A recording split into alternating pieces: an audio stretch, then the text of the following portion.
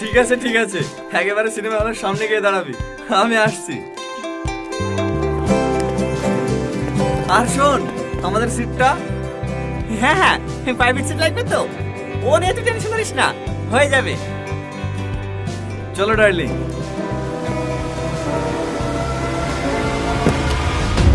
আগুন, এই মেয়েটা কি? এটা এটা আমার গার্লফ্রেন্ড, আর আমি এক্স গার্লফ্রেন্ড। আমি এক্স কবে হলাম? যে রাতে তোমাকে নিয়ে পুষ্প দেখতে গেছিলাম তারপরের দিন। ছি আগুন ছি, তুমি এত নিজ, তোমাকে আমি মন থেকে ভালোবেসেছিলাম, আর তুমি অন্য মেয়ের সাথে। ছি। সে আমি জানি, মেয়েরা মন থেকেই ভালোবাসে, কিন্তু আমাকে না, আমার টাকাকে। চলো ডার্লিং, আমাদের লেট হয়ে যাচ্ছে।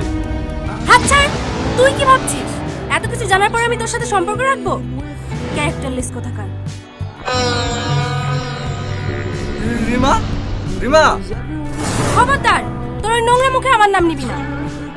আচ্ছা আচ্ছা ঠিক আছে, নাম নেবো না। দাও আমার আইফোনটা দাও। আরে কি হতো ভাবছো? দাও।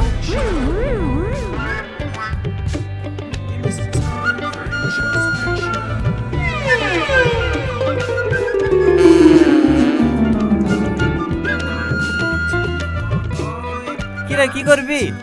একা যাবে নাকি সিনেমা দেখতে? গার্লফ্রেন্ড তো চলে গেল। ও যাক্কা, একটা গেলেই তো আর একটা চান্স পাবে। তুই জীবনেও শুধরাবি না, একটা মেয়েকে ভালোবাসতে পারিস না? ভালোবাসা?